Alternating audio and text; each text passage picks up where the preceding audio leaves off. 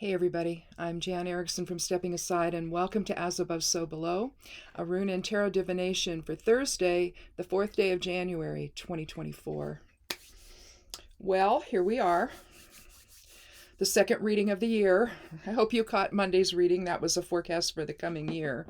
I don't know if I did that last year or if this is the first time I've done that, but sometimes I'll step away from the normal type of reading I do and do something else. And I thought, let's just do that. So I can't remember if I've done it before, though. Maybe I have. Anyway, I hope you're all doing well this week. And we had just a touch of snow the other day, and it stayed. It finally, I think it melted probably around 4 or something in the afternoon. But it was just a little dusting, and everything's back to normal now. Well, not normal, because theoretically we should have snow, but we don't. So I don't know what that portends for the mountains and having irrigation water and all of that, coming up this summer. But usually it takes a year before we feel the effects of something like that. So, well, we'll see. Maybe the snow, there's a lot of snow in the mountains at least, and that'll be good when it melts and fills the reservoirs and the irrigation canals and all of that. So anyhow, let's get started and take a look at the Elder Futhark rune, the above side of things for the significator runes today. It's I was. Now, I was is the 13th rune of the Elder Futhark, and it's literally comprised by laguz.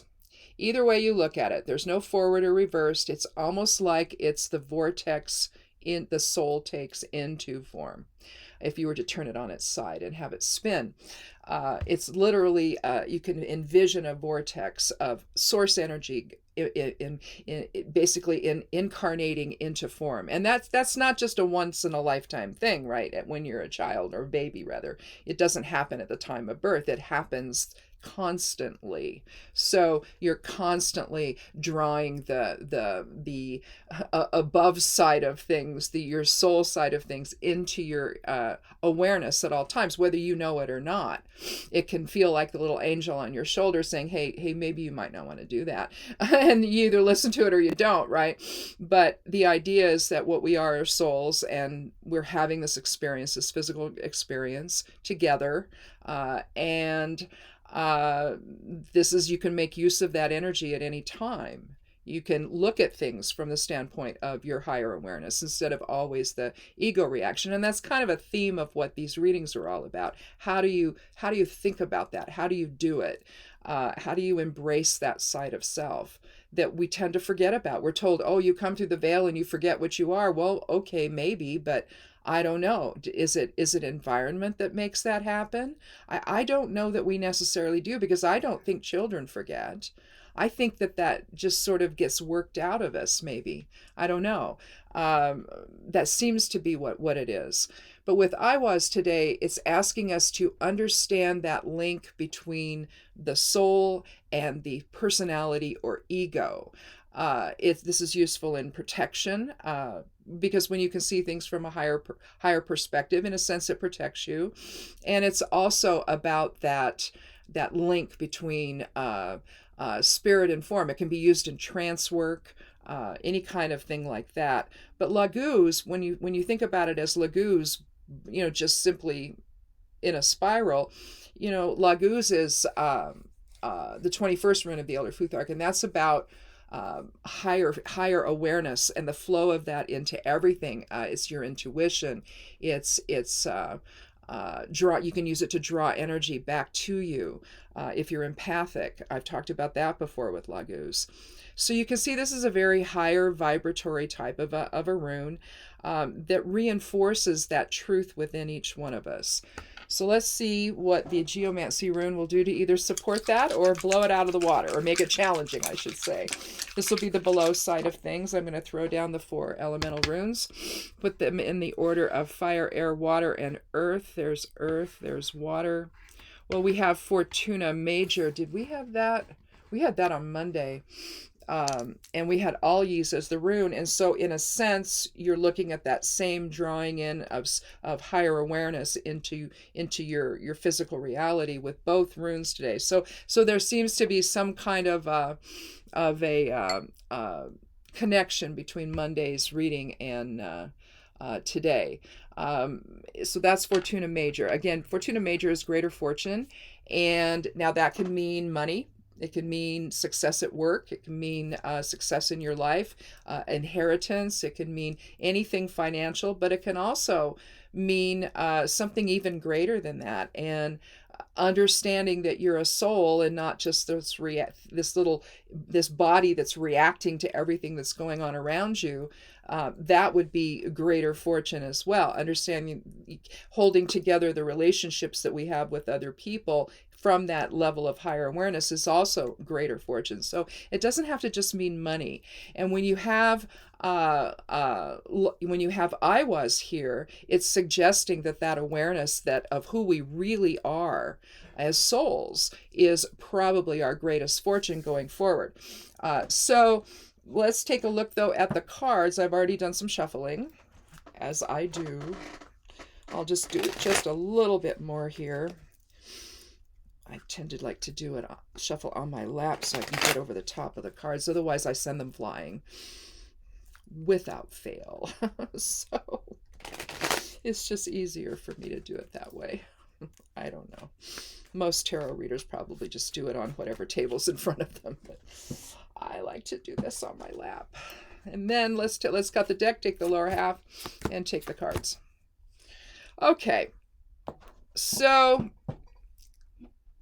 we had the Hermit last Monday, so we have so there's definitely a connection to what we were talking about. But the Hermit would have been the third quarter, going within, taking everything you've learned, realigning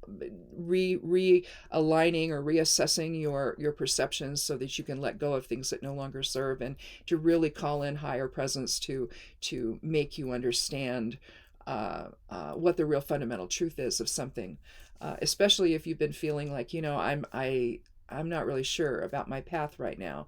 And so this next year was kind of about that, where with the Page of Pentacles, where you start understanding some different things from a spiritual level. In the first quarter, the second quarter, Eight of Swords, where you go within and you turn off the noise around you, even the noise within your own thoughts, and access higher vision, and try to gain a different understanding of what your concerns are and how you're feeling about things. And then that's when we came to the Hermit, where you retreat to even further. We start with the Hermit here, and you see him up on a snowy peak there, and he's got his cloak on, his hood's up. It's an older man. You can think of him as a druid if you want to. Maybe he's Bran the Blessed. Anyway, and he's holding a lantern lit by a Merkaba. Now the Merkaba indicates a soul. It's the vehicle of the soul. It's that blending of sacred geometry that creates who we are, and he's up above everything so that he can finally come to some kind of understanding. 9 is about endings, and it's about endings and spirituality and generosity, but it means something's coming to an end. So whatever the first 3 quarters of this coming year are going to be like, in the third quarter, you've finished that process that took you 6 months to figure out, maybe, and to come to terms with. And then we come to the Hermit then, where it's all gelling together, and you're really understanding the world around you from a higher perspective. And then we said in the fourth quarter, we have the Three of Wands, which you're waiting then for whatever you have determined about all this to manifest. And essentially, so, and if it normally in a reading, when you see that card, it's you've made a decision about your future and you're waiting for it to manifest. Well, in the same, generally it's with respect to a career or something like that.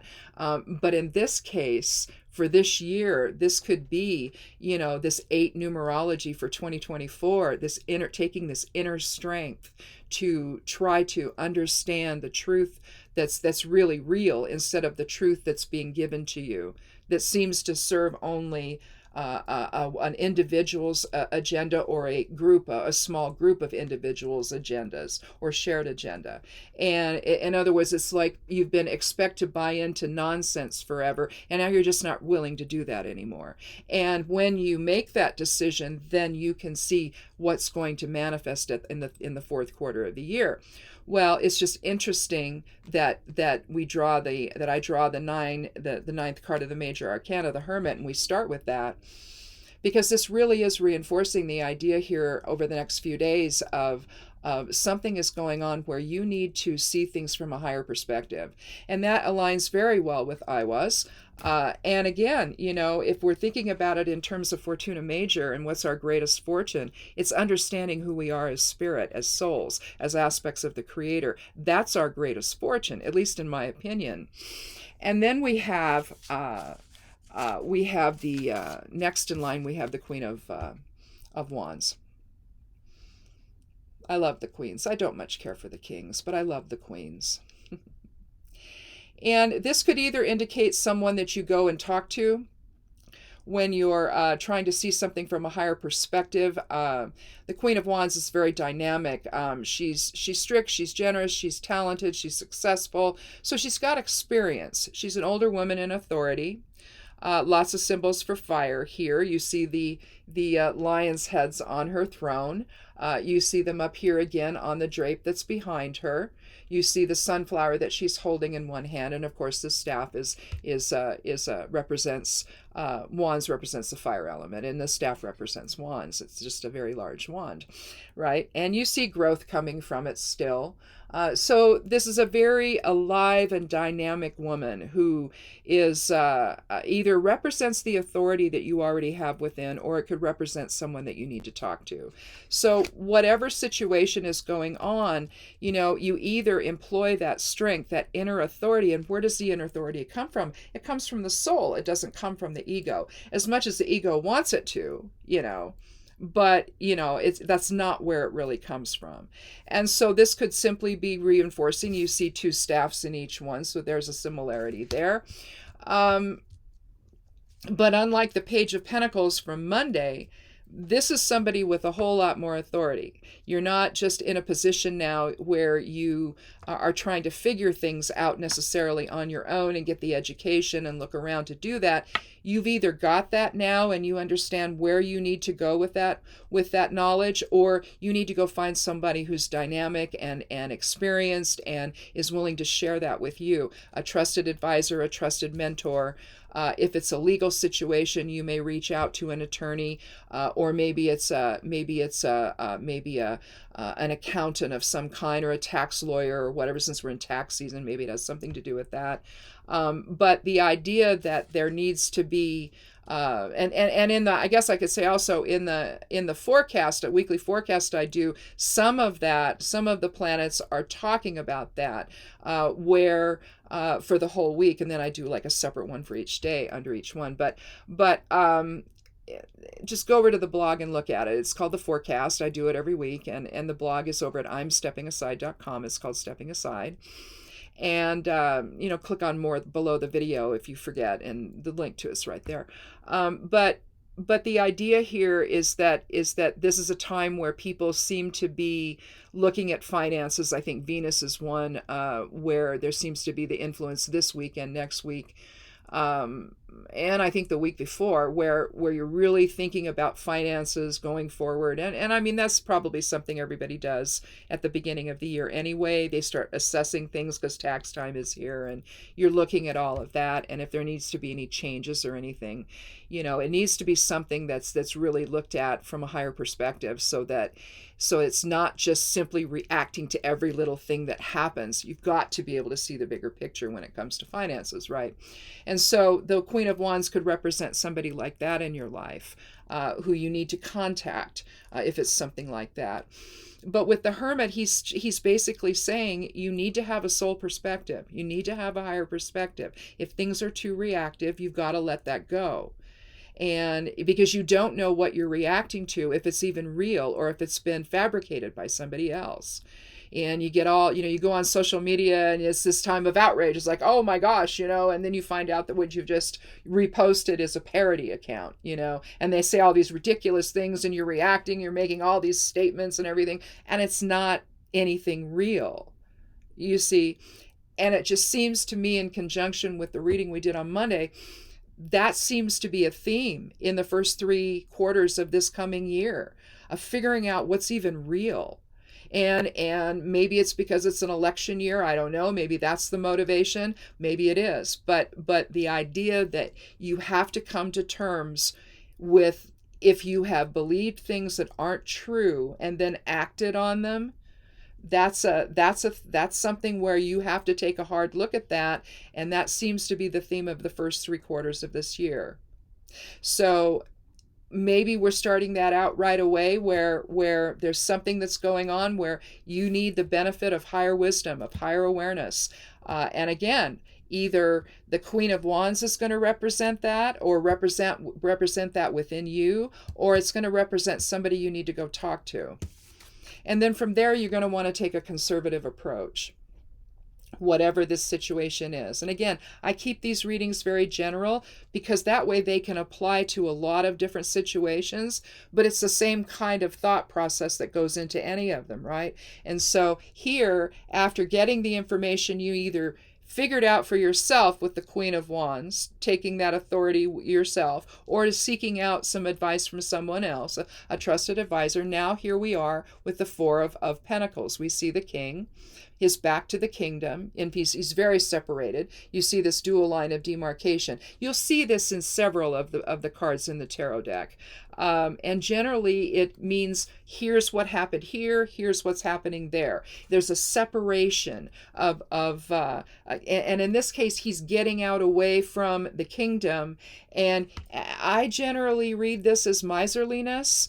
With his back to the kingdom, either he's showing the world the strength of the financial strength or the material security of his kingdom, or he's hanging on to it for dear life for himself. But the idea here, you can also look at it more generally, and four meaning structure and foundation and grounding and all of that. Is it possible that after you've gone in, you've accessed higher awareness, you've gotten away from the situation, so that you're not being influenced, you're getting up above everything, right? So you're not being influenced by anything. You seek a trusted advisor if you're going to read this card that way. You've figured out what you need to do, and what you need to do, the end result is to be more conservative in your finances. And again, if these are always on our mind when we're looking at tax returns and things like that, if you file them, maybe you don't have enough to file, or your income is not such you have to, or whatever. But if you're filing for your taxes, then maybe you're also doing your budget right now.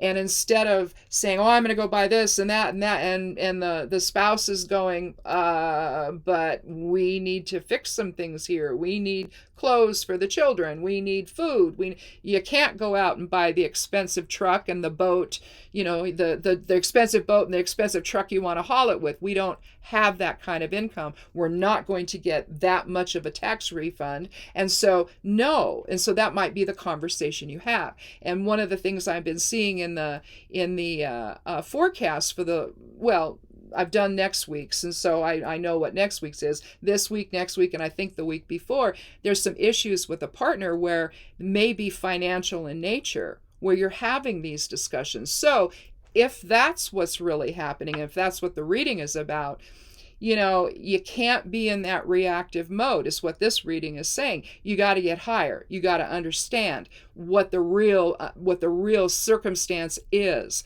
And then again, either take that wisdom that you have and employ it with authority, or go find an authority that can help you really look critically at your situation you're dealing with. And then from there, it seems like taking a conservative approach going forward is the thing to do. Hanging on to the money, maybe saving it, putting it in some kind of a savings account or a money market account, or whatever you do, whatever you feel comfortable doing with it, in a box in the backyard, however you deal with your additional funds, right? It's just something where it's suggesting that whatever you need to do here needs to be a conservative approach financially, so that you preserve your material security and the material security for your family if you have one. Some people, they just live alone, they never get married, they never have kids, this is just their life. If that's the case, this is just a time to hang on to the money instead of letting it go. And doing something maybe that might be fun, but in the long run, you might think later on, 6 months down the road, you're going, oh God, why did I do that? I need the money and I don't have it, right? So it could be signaling that sometime in this year, you could need that money and you're not going to have it. And so whatever you're doing here, whatever this means for you, hang on to your resources. We'll say it that way, whether it's money or some other kind of resources. Hang on to them. Be a little more tight with your money or whatever, so that if you're somebody that loans things out to everybody and his brother, maybe don't do that right now. It could be that kind of hanging on to your resources. It's like, well, no, I've spent all this money on this stuff and everybody wants to come borrow it, right? And it's like, no, because if you break it, you don't want to pay for it, right? And I'm stuck. I don't have what I need when I need it, and I don't have the money to go get another one, right? And so it could be something like that. And but again, seeing things from an overall perspective, which the hermit is telling you to do, Laguz with I was here, allowing higher awareness to sort of be your guide, to say, well, maybe you need to see this from a different perspective and understand everybody who can be impacted by your decisions here, and then make the conservative approach, so that you're not getting yourself in a position later on that you're standing there going, well, I don't have the funds to do something, right, that I actually need to do.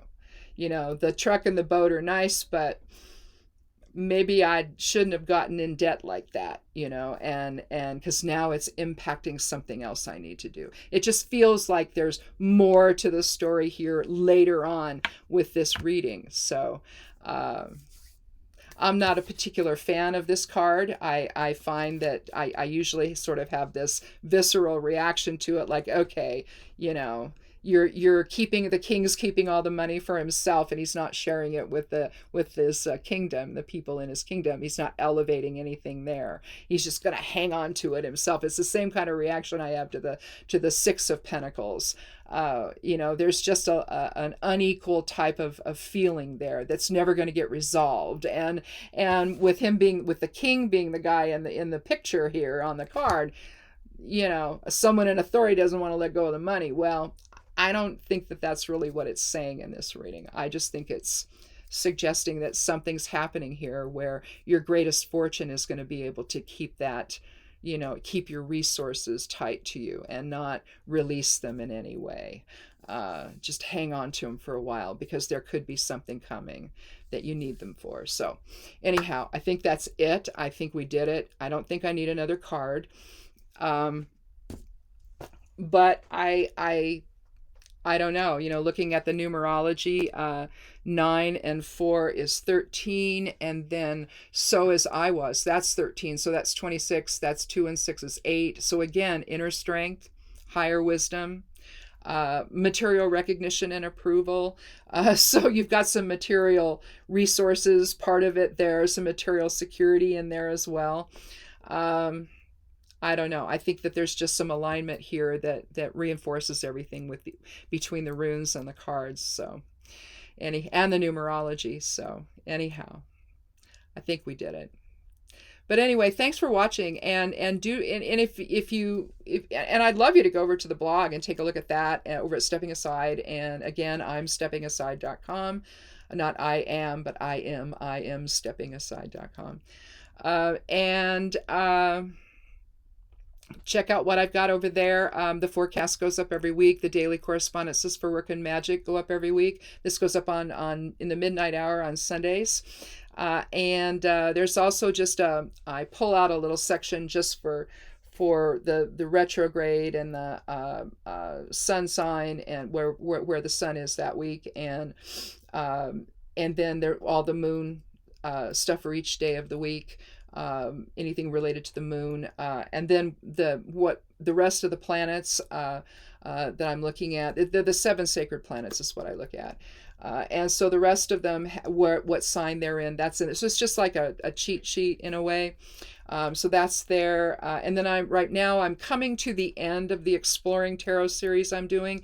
And once I'm done with that, I do a card each week. Once I'm done with that, I think what I'm going to do is I may do a series where I look at the minor arcana and look at each suit for each, all of the aces of each suit, all the twos, all the threes, and make that a weekly thing or maybe a monthly thing. I don't know. I'll see how I want to do that. But just as sort of an examination of what each card, each number of the cards look like in each element, basically, because each suit is corresponding with an element. And so that's what I think I'll probably do that next. And then after that, I may just take different decks and look at how they, again, look at each of the cards in the tarot differently, from the the traditional Rider-Waite deck, and then maybe the more pagan decks versus maybe also the Hermetic decks, and what they all look like, the kinds of things they consider when they're looking at the tarot. And so I like to explore things, and so, because I'm a Libra, I don't know. It's just what I do. But anyway, I like to do that kind of stuff. And so that's probably what's going to come next on the blog. And I'll make a decision about the rune stuff I've been working on. I'll decide whether or not I'm going to definitely make it into a book. I'm a little bit concerned about that right now, given some of the co-opting of the runes to more hateful kinds of expressions. I'm a little bit concerned about publishing anything like that. So I may just put it on the blog and just leave it there for you to look at. I may do that. So anyhow, that's what's coming up for me anyway. So I hope that you have a good weekend, and come back again on Monday for another edition of As Above, So Below. Click subscribe if you haven't. I'd love you to do that. Give it a like if you would, and be good to yourself, be good to one another, and blessed be.